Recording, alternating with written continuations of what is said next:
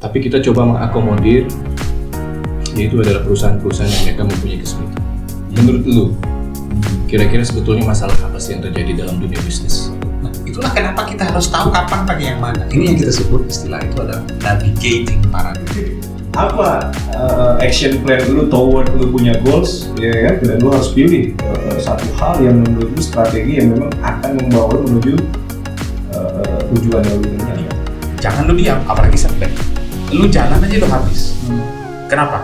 Karena perubahan, needs dari customer, kemudian apa yang dilakukan kompetitor itu lari.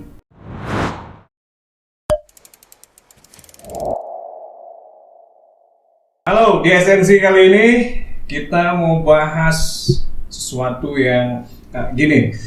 Ini kan nggak tanpa kita sadari 2021 nih udah 3 bulan nih, udah 1 quarter buat Tio. Iya. Ya. Nah jadi relevan banget kalau misalnya kita bahas tentang bisnis yang masih banyak orang itu ngerasa bingung mau ngapain. By the way, gua ada umpan lambung, ya gua pilih buku-buku dari Jim Collins.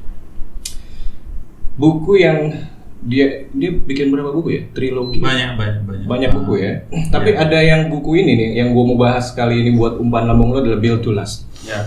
Gua rasa hampir semua entrepreneur, para founders perusahaan-perusahaan besar itu mereka pasti menginginkan bahwa perusahaan yang dibangun itu adalah ingin abadi, ingin selamanya bisa bertahan. Makanya Jim Collins kemudian membuat research dan muncullah buku Built to Last. Di mana di sini diceritakan tentang ada perusahaan-perusahaan yang punya visi yang jelas sehingga mereka mampu bertahan hingga ya sampai dengan hari ini beberapa. Tapi masalah berikutnya yaitu adalah di buku yang berikutnya adalah How the Mighty Falls bilang juga bahwa banyak perusahaan yang tercatat di 500 Forbes gitu dan kemudian sekarang dia sudah tiada itu. Ya. Nah, artinya adalah di tahun-tahun yang sudah kita lewati sampai dengan tahun 2020 kemarin ya kita bolehlah sebut bahwa ada banyak sekali kendala, tantangan, masalah, perubahan yang harus dihadapi sama perusahaan. Namun demikian itu tidak menjadi kambing hitam lah. Karena faktanya apa? Banyak perusahaan yang mereka nggak masalah kan gitu. Ya. Tapi kita coba mengakomodir, yaitu adalah perusahaan-perusahaan yang mereka mempunyai kesulitan. Menurut lu, kira-kira sebetulnya masalah apa sih yang terjadi dalam dunia bisnis? Kalau balik ke Jim Collins ya, kan bukunya kalau nggak salah urut ya, setelah Built to Last ini, Good to Great. kan Good to Great. Yeah. Jadi bagus tadi itu pengantar itu bahwa semua orang yang bikin usaha itu cita-citanya itu usaha itu selesai waktu kiamat gitu.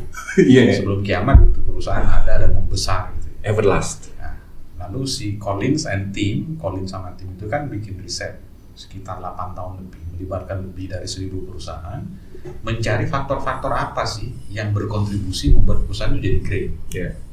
Jadi perusahaan bukan sekedar good ya, bukan good. Jadi biasanya kalau kita bilang lawannya jelek itu kan baik. Betul. Kalau Collins itu bilang lawannya great itu good. Jadi lawannya great bukan bad tapi good. Artinya begini, ketika seseorang sudah puas di posisi good, maka dia tidak akan pernah jadi great. Jadi semua orang harusnya berpikir bagaimana menjadi great. Karena mungkin dia sudah merasa cukup atau puas. Ya, sudah puas di posisi good. Ini sambil kita ada bunyi-bunyi menarik supaya alam. Nah, jadi gini. Sambil belajar fokus. Sambil belajar fokus. Di Good to Great itu, Collins mendefine namanya flywheel. Flywheel itu roda terbang. Oke. Jadi satu framework yang dia define dengan timnya itu setelah riset 8 tahun lebih melibatkan lebih dari 1.000 perusahaan yang terlisting di pasar sahamnya. Lalu dia menemukan apa contributing factor, apa hal-hal yang membuat perusahaan-perusahaan itu great.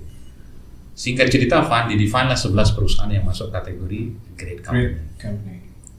Aku agak elaboratif di sini dulu ya, supaya landscape pemahaman kita sama dulu ya sebelum masuk ke materi inti ya. Gue cuma ingin landscape gue itu bilang bahwa artinya semua perusahaan kan pasti ingin panjang umurnya, sama seperti manusia kan ingin sehat supaya kita bisa panjang umur. Tapi kan ternyata penelitian-penelitian yang dibuat juga ternyata banyak juga menyisakan ada perusahaan yang masih stay bagus atau mungkin sudah tidak ada, dan kemudian lu tadi menyampaikan ada apa tadi flywheel yang iya kan? Tapi faktanya kan tidak seperti itu juga. Mungkin ada hal yang lain kan gitu. Nah, jadi ada 6 faktor contributing factor yang membuat organisasi itu jadi great.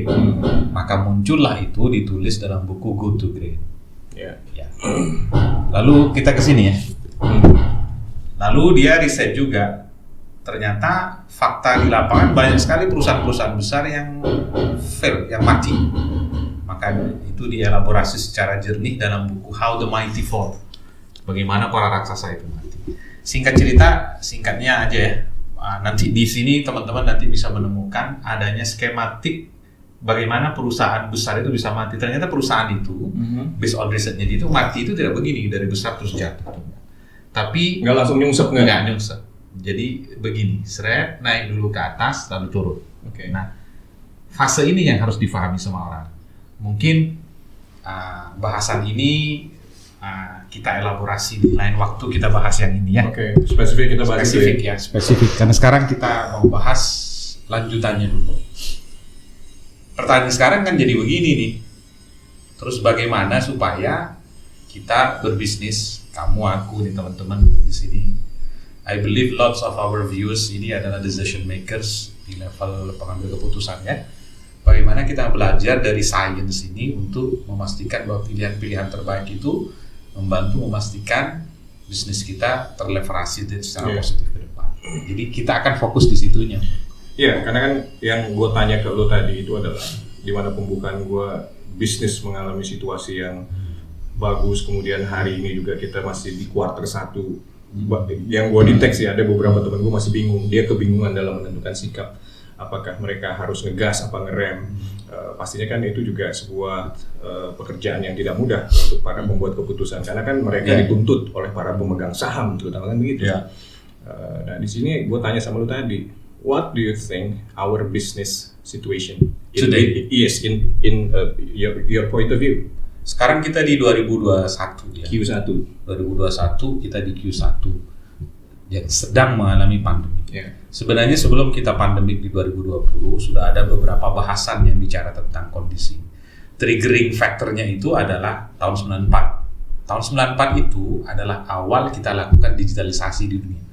Jadi di dunia ini theoretical background-nya kan 94 atau 95 sampai dengan 2010 itu fase 1, 2011, 2015 fase 2, ini digitalisasi ya, 2016, 2020 fase 3, 2021 ini fase 4 kita. Apa yang terjadi di fase 4? Ini triggering faktornya ya, dari sekian faktor aku mau fokus satunya, biar kita fokus pembahasan. Apa yang terjadi adalah di tahun 2021 kita memulai fase keempat di era digital, yang hipotesa utamanya adalah there is no safe havens. Every organization, any types of industry you are in, you are affected by the digital. Semuanya kena pada level atau skala tertentu. Memang kalau kita merujuk lagi ke riset, itu yang paling kena itu adalah media, TV itu paling kena, industri telco itu paling kena. Tapi semua industri kena pada skala pukulan tertentu ya. Jadi kalau analogi gue gini kan, ada industri yang dipukul sama digitalisasi ini seperti kena uppercut gitu. Langsung nggak mau. Langsung kenanya itu di syaraf utama, yang lu kalau nggak kuat lu KO gitu. Lu limbung level dewa itu. Dan lu butuh beberapa detik untuk bangun. Nah, ada beberapa industri yang kenanya itu kena hook atau pukulan straight, atau ada yang kena jab. Tidak sama. Nah, pertama kita itulah yang sedang terjadi saat ini. Kita tertrigger oleh faktor yang utama adalah digitalization, di mana sekali lagi kita berada di permulaan fase keempat yang hipotesanya adalah there is no safe havens. Tidak ada lagi itu industri yang bisa tenang damai, air mengalir. Kita semua terkena dampak digitalisasi. If you are not alert, kalau you are not aware dengan situasi yang ada, bahasa gue gini, dengan kondisi yang ada saat ini tuh, lu jangankan diam, lu jalan aja, lu kalah, lu bisa mati. Kenapa? Karena percepatan chain sama kecepatan kompetitor dan kebutuhan customer itu berlari. Jadi jangan lu diam, apalagi setback. Lu jalan aja lu habis. Kenapa?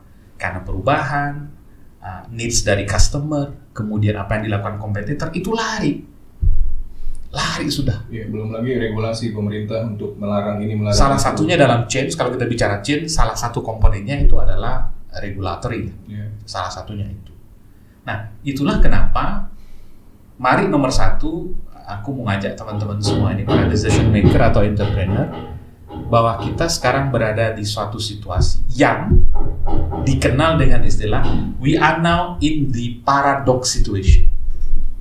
Paradox artinya Paradox itu secara definisi artinya adalah statement that looks contradictory but it is true in reality.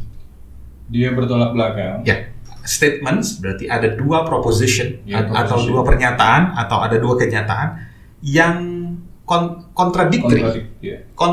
Kayaknya nggak masuk akal. But it is true in reality. Dua-duanya mempunyai kebenaran. Dua-duanya nyata muncul bersama-sama. Nyata muncul bersama-sama. Dulu itu bisnis agak terpolar gitu ya, terkutub. Misalnya begini, aku mau strategi bisnis fokus di pengembangan. Ya udah banyak fokus di pengembangan. Tidak terlalu banyak strategi kita untuk penguatan di dalam. Atau udah tahun ini gue mau penguatan di dalamnya lah. Gue nggak mau terlalu banyak melakukan inovasi produk, proses.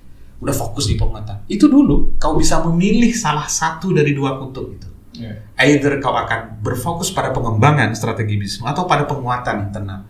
Sekarang lu nggak bisa. You don't have luxury untuk gue pilih ini dulu dan yang ini gue nafikan. Nggak bisa. Makanya gue tadi bilang ke lu bahwa di sela-sela 3 bulan pertama Januari itu gue ketemu dengan beberapa teman-teman mereka pengusaha. Ya mereka masih in between antara gue mau ngegas atau ngerem yang gue bilang tadi. Ya. Berarti itu yang lu bilang paradoks tadi ya? Ya. Oke. Jadi dulu itu, bayangkan ini ada jalanan yang lapang, kosong. Lu naik mobil, ngendarai mobil. Lu kan bisa, gue ngegas aja terus. Karena gue pengen cepet. Kenapa? Karena tidak banyak mobil di situ, jalannya mulus, lurus, sepi, ya udah ngegas aja. Atau yang kedua sekalian, jalannya geronjal-geronjal, maka kadang gue nggak akan terlalu banyak ngegas. Nah sekarang itu situasinya unpredicted. Kalau kita kembali ke teori VUCA-nya itu luar biasa, volatility, perubahan pada dimensi dan skala kecepatan yang sangat cepat, volatile itu salah satu penyebabnya itu tadi digital. Kita bicara ambiguity, uncertainty, kita bicara complexity, bicara ambiguity. Nah itu yang membuat paradox, two things contradictory to happening at the very same time, and you don't have any luxury to choose one out of those two. You don't have those luxury or privilege. Lo nggak bisa cuma pilih satu. Nggak bisa. Jadi misalnya gini, udahlah, gue tahun ini fokus di pengembangan perusahaan. Gue nggak terlalu banyak mikirin internal. Nggak bisa bro. Nggak, karena faktanya hari ini kan banyak perusahaan yang mereka berpikir mereka playing safe kan. Dia nggak mau bikin terlalu banyak kalau kita bicara produk. Fokus di penguatan di dalam. Iya, internal kan. Bayangin, lu produksi sesuatu, satu produk misalnya. Sudah kita lakukan penguatan. Jangan terlalu banyak inovasi. Apa yang terjadi? Dilalap sama kompetitor. Customer mau pindah karena mereka lebih inovatif. Atau di sisi lain, sudah kita lakukan inovasi gede-gedean. Kita fokus di situ. Apa? Talent yang ada tidak terkelola dengan baik, di hijack juga sama kompetitor. Either one. Sorry brother, we are not in the position to choose one out of those. Jadi yang terjadi sekarang adalah, what should we do with this paradox? Apa kalau gitu? Kalau misalnya lu nggak bisa memilih salah satu, karena kan kalau gue baca teori yang lain, kita harus fokus kan. Jadi lu harus fokus memilih apa action plan lu toward lu punya goals, ya kan? Dan lu harus pilih satu hal yang menurut lu strategi yang memang akan membawa lu menuju tujuan yang lu inginkan kan. Maka istilah yang dipakai sekarang adalah navigate, menavigasi paradoks. Paradoks ini yang terjadi ini faktanya begitu. Jadi kalau istilah gue, bayangkan kalau gini lah, sederhananya gini, lu bayangkan sekarang siapa Ronald Koeman ya, Barcelona. Koeman. Kan kau bicara strategi kan ada dua tuh. Apakah kau mengoptimalkan teamwork? Padahal di dalam itu banyak orang-orang pemain hebat, ada Messi di situ. Begitu kau bicara teamwork, akan ada yang dikorbankan individual skillnya. Dan mungkin Messi merasa, Kenapa gue nggak diperhatikan lebih detail? Gue kan superstar. Di sisi lain, ketika Koeman memilih untuk sudah supply bola ke Messi perbanyak, teamworknya jadi nggak jalan. Berarti dia nggak bisa memilih salah satunya itu. Dia harus punya kemampuan menavigasi kapan pakai yang mana. Kapan itu pakai terjadi yang mana. juga di sepak bola ya. Bingung juga tuh pelatih. Karena memang kalau karena lu bicara tentang Barca dan dia Barcelona. Gue kira pelatih juga memilih pemain bintang yang pada akhirnya dia yang kayak semacam jadi apa ya, target man lah gitu kan, betul apa enggak? Pokoknya bola diarahin ke dia karena kita berharap bahwa kita beli dia mahal, ya kan, tujuannya adalah untuk bisa membuat gol dan mencapai kemenangan. Tapi kalau misalnya lu bicara tadi apa tuh? Mau pilih teamwork atau lu pilih Strategi lu mainkan full teamwork sehingga ada kemungkinan pemainmu yang hebat itu merasa kurang supply, unutilize gitu ya, underutilization Iya, gitu. iya. Atau lu memilih optimalkan dia secara optimal, tapi yang lain merasa ini kayaknya terlalu bergantung ke dia. Kalau dia sakit, Kalau di organisasi kira-kira bagaimana itu? nah itulah kenapa kita harus tahu kapan pakai yang mana. Ini yang kita sebut istilah itu adalah navigating paradox. Ini istilah yang diperkenalkan oleh Profesor David Ulrich ya. Yeah. Dia pakar manajemen SDM. Nah, istilah dia jadi menavigasi. Jadi lu kayak kita naik kata navigasi itu kayak identiknya di dua ya, di pesawat sama Di kapal laut di ya? kapal. Kalau lu menavigasi, ketika you are doing cruising dari titik A ke titik B, lu kan nggak mungkin lu bikin satu garis lurus sampai sana. Iya. Karena yang terjadi adalah bisa jadi ada ombak, ada angin, ada badai, ada arus air, sehingga lu harus mampu menavigasi kapan harus begini, kapan agak belok ke kanan sedikit, kapan belok kiri sedikit. Nah, kemampuan itu yang kita butuhkan sekarang. We again ya, nggak bisa gua mau fokus ini aja. Iya. Bahasa sesuai judul kita sebelumnya, tidak segampang itu Ferguson. Tak semudah itu sekarang. Ya, itulah sebabnya kan sekarang situasi bisnis yang kita lihat dan gua dengar langsung dari beberapa teman-teman gua para pengusaha itu ya menyisakan tentang apa yang harus dilakukan. Terutama kan kalau misalnya kita gua cek buku-bukunya Ram Charan misalnya kan, yang bertanggung jawab kan at the end itu adalah leaders. Iya dong. Pada akhirnya orang yang di bawah kan tentunya harus menunggu arahan, ya kan? Kalau mereka inisiatif sendiri tanpa adanya blessing dari atasan, tentunya kan at the end itu adalah ya leaders lah yang harus pertama kali mempunyai kemampuan navigasi dong. Iya. Dia sebagai nahkodanya maksud gue begitu. Iya. Oke. So kira-kira specifically, bro, di situasi yang lu bilang bahwa kita berada di apa tadi lu bilang paradox situation dan leaders harus punya kemampuan navigating that paradox. Ya. Kira-kira how can you kasih Ya. apa sih sebetulnya yang harus dilakukan para leaders tuh? Ya. Balik lagi dulu ya, pemahaman kita biar solid betul, crystal clear teman-teman. Bahwasanya situasi kita sekarang dalam bisnis itu tidak berada di posisi yang semuanya bisa dipredik sehingga kita bisa mengambil satu keputusan atau strategi yang sudah di situ aja.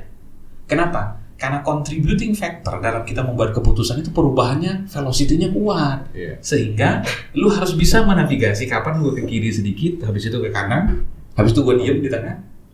Ingat loh, tidak melakukan apa-apa itu bukan tidak merespon loh. Salah satu bentuk respon terbaik karena kita diem loh. Diam itu ada respon juga. Dan diam itu juga respon. Jadi salah kalau bilang kamu kok tidak merespon apa-apa. Justru saya diam pun merespon. Nah, ini yang aku bilang. Jadi mau ke kanan, ke kiri, kita tidak berada di sudah kita strategi kita ke kiri. Loh, sebentar. Faktor yang berkontribusi terhadap pilihanmu itu untuk memilih strategi A itu perubahannya cepat. Gue kasih ilustrasi dulu, ilustrasi dulu sebelum gue jawab langsung ke pertanyaanmu tadi itu. Apa yang dibutuhkan gitu? Suatu saat aku ada sesi dengan sebuah perusahaan besar telco di Indonesia, salah satu yang paling besar. Lalu ada sesi itu untuk para talent, Pak. Itu kalau nggak salah 180 orang para talent mereka, calon-calon top leadernya mereka. Nah di sesi itu pembicaranya dua. Satu adalah Chief Operating Officer dari perusahaan itu internal, dia orang Eropa. Yang kedua aku. Nah, pada waktu si MC memperkenalkan bahwa nanti sesi kita akan ada 2 orang pembicara, aku di depan di situ.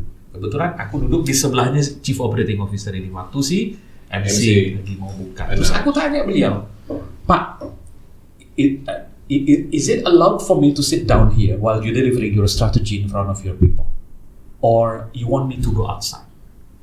Dia tanya balik, why should you go outside?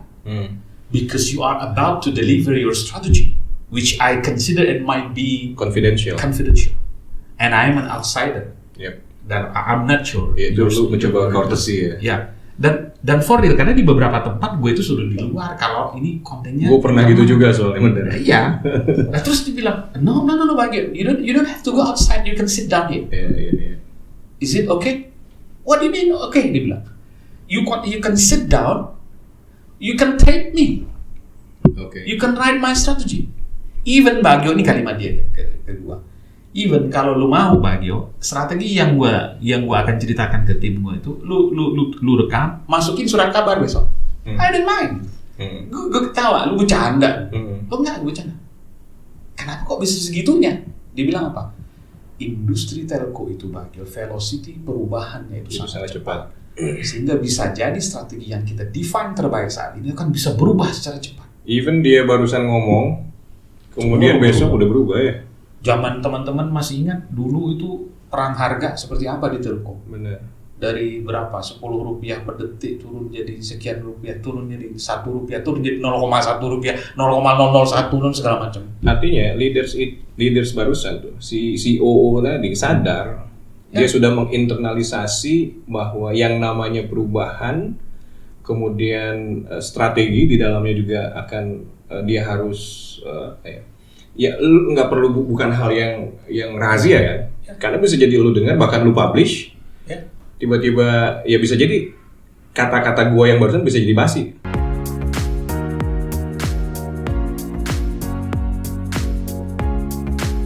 Dia sukses iya di masa lalu iya dengan ilmu itu kan gitu ya. Maksud lu kan gitu kan. So lu harus unlearn. Ya, dulu itu naik tapi linear. Saya. Sekarang nggak, naiknya itu kadang naiknya ke samping sana. Udah gitu, kayaknya kalau dulu tuh patternnya itu gampang ditebak kali. Nah, ini predictable. Ini masuk ke nomor 3 itu.